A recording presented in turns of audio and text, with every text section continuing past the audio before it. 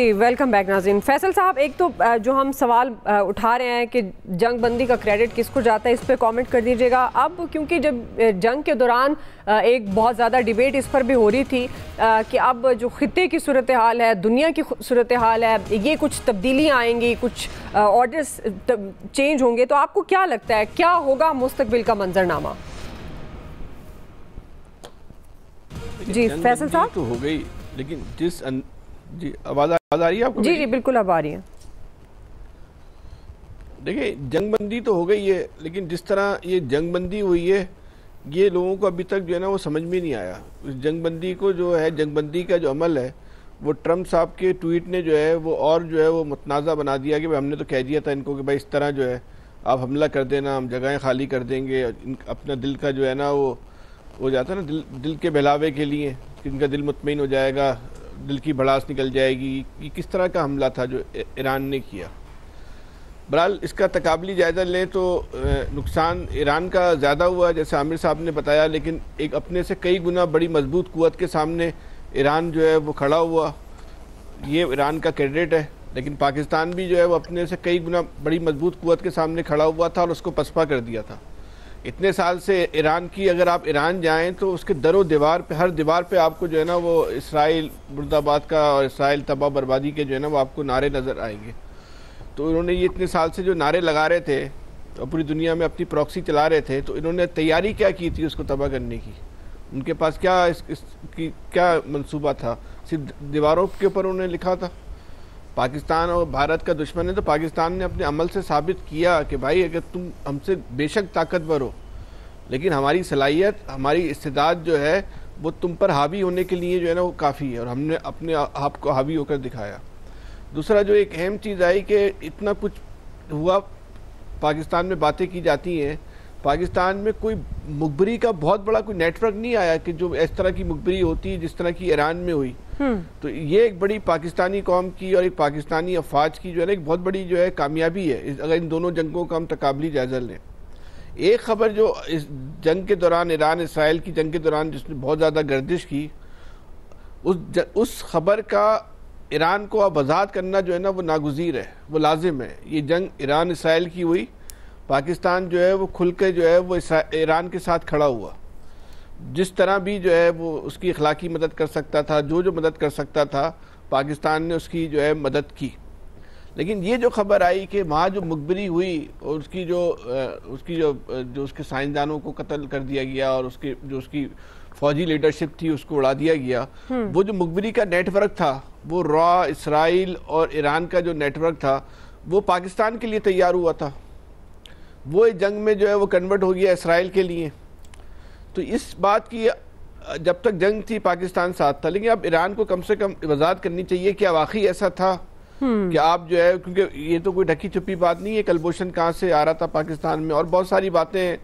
Iran हमारा एक दोस्त मुल्क है, पड़ोसी मुल्क है, तो ऐसी नागवार बात नहीं करनी चाहिए कि किसी की दिल आज़ारी हो, लेकिन बहुत सारे मामलात हैं जो किसी से ढके छुपे नहीं है।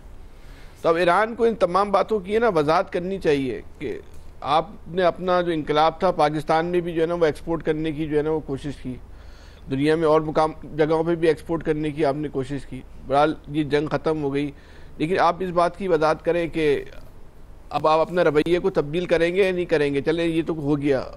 आपको अपने दोस्त और दुश्मन का भी जो है ना मालूम चल गया कि कौन और दोस्त है कौन दुश्मन है। जहाँ पाकिस्तान और भारत की बात आती थी, ईरान ने अपनी हमदर्दियाँ हमेशा भारत के साथ दिखाई हैं बानिस्बत जो है वो पाकिस्तान के।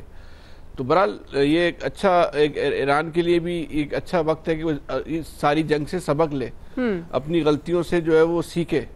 और कोशिश करे कि वो आइंदा उसके लिए ऐसे हालात ना हो, और बेमकसद जो है वो दूसरे मुल्कों में जो है ना मामलात में जो है वो दखल अंदाजी से जो है ना वो ग्रेज करे, बिला वजह में अपने नेटवर्क बनाने के बजाय उसके मुल्क के अंदर जो नेटवर्क काम कर रहे हैं उन पे तवज्जो दें। वो ज़्यादा उसके लिए जो है ज़रूरी है, उससे उसकी बका को जो है ज़्यादा ख़तरा है। तो ये दुनिया भर में जो अपने वो प्रॉक्सी करने की कोशिश करता है, ये बात हर कोई कह रहा है कि ईरान की बुनियादी पॉलिसी का जो है ना ये जुज़ है कि हमने हर मुल्क की सियासत में जो है ना ये इन्वॉल्वमेंट होना है। तो ये इससे ईरान को जो है अब मुस्तकबिल में जो है वो गुरेज करना चाहिए, और जो उसके मुखलिस है जंग में मालूम चल गया तो कोशिश करे कि जो माजी में गलतियाँ हो गई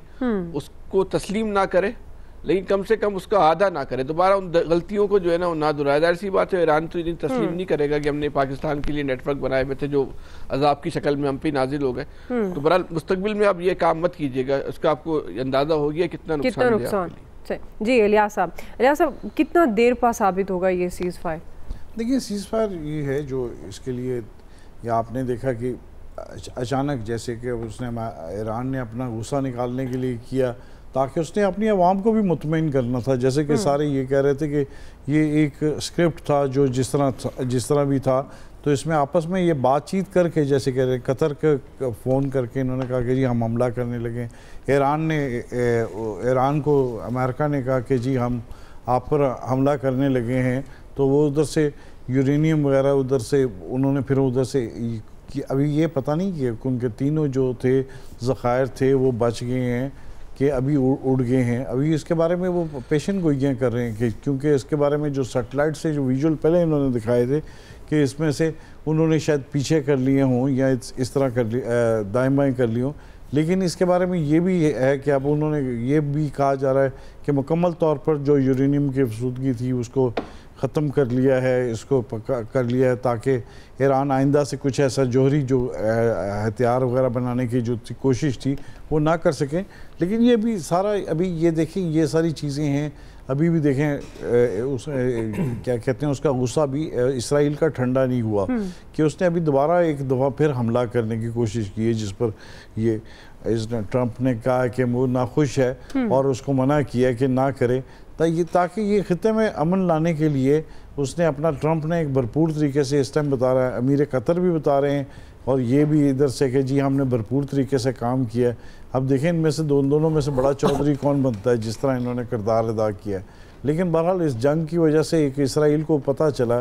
कि उसके साथ कोई इधर है, उनके टक्कर के लोग हैं जो उनका मुकाबला कर सकते हैं और उनको भरपूर तरीके से जिस तरह जवाब दिया गया है, जिस तरह उनके साथ किया गया, बराबरी का मुकाबला किया गया, जिस तरह मिसाइल दागे गए, वरना वही आके हमला कर रहे थे जिस तरह। तो ये एक था कि ईरान के पास, ईरान ने पहले भी बड़ी सैंक्शंस बर्दाश्त की जिसकी वजह से मुश्किलात का सामना था, वो इस तरह मुकाबले के नहीं थे लेकिन भरपूर तरीके से उन्होंने मुकाबला किया है। लेकिन जिस तरह बाद में कतर ने जो किरदार अदा किया और रात को जिस तरह हमला किया, उन्होंने बड़ी सब्र तहम्मुल से मुजाहरा किया कि उन पर हमले कर दिया, लेकिन असल में तो किया गया था इन पर किया गया था, उनके अमेरिकन अड्डों पर।